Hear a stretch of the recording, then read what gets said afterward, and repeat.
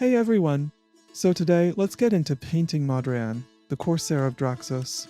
This guy is a key figure in Sahladorn's plans, representing his interests on the island. While the lore is still a work in progress, and I'll be upfront about that, this tutorial is all about bringing Modran to life with a striking color scheme that ties into the Desert Warriors of Qarath while adding a touch of originality. So, let's get started. First up, a solid brown basecoat. This is my go-to for desert-themed figures. It creates a warm foundation, perfect for tying Modran into the overall vibe of Qarath while keeping things cohesive with my existing desert warriors. It's simple but effective. Next, I hit the raised areas with a dry brush of mummy robes. This adds a nice sandy texture and brings out the details on the model. It's a quick step that makes everything pop without too much effort. For the base, I go with a light, incomplete coat of desert yellow. I leave the deeper recesses brown for contrast. This gives the base a natural, sun-baked look that really works for the desert theme. Now for the cape. I use alien purple, applying it in a diluted layer to create a contrast effect. The color gives Modran a rich, vibrant look while hinting at his flair as a Corsair.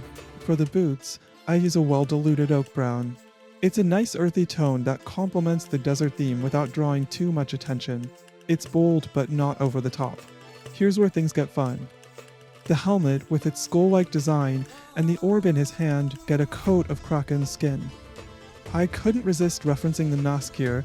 He's got that eerie green vibe going on. The coat gets a vibrant coat of lava orange.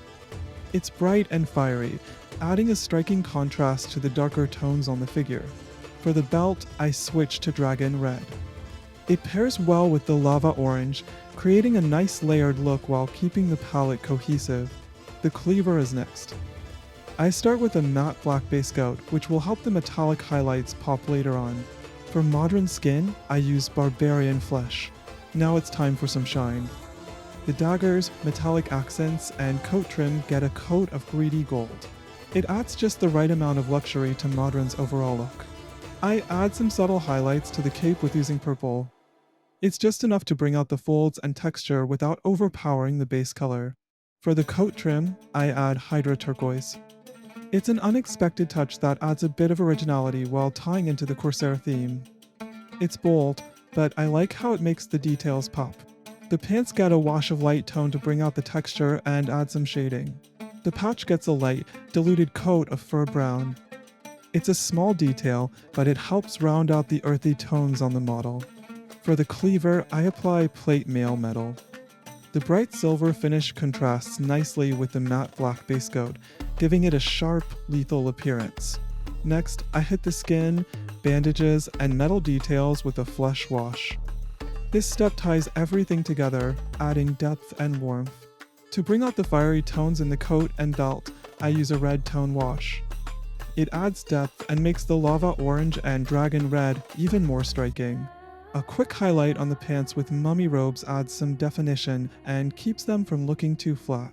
The cape gets a purple tone wash to deepen the alien purple and enhance the folds and shadows. Finally, the helmet and orb get a green tone wash.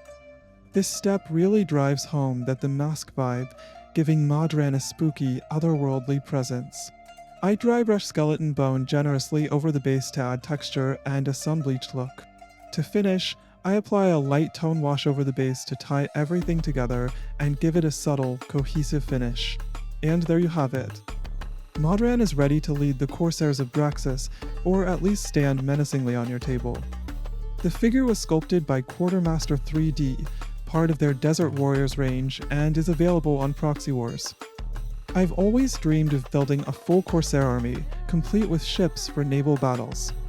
Maybe one day, but for now, I'm thrilled with how Modran turned out. Let me know if you try this scheme yourself, and as always, happy painting!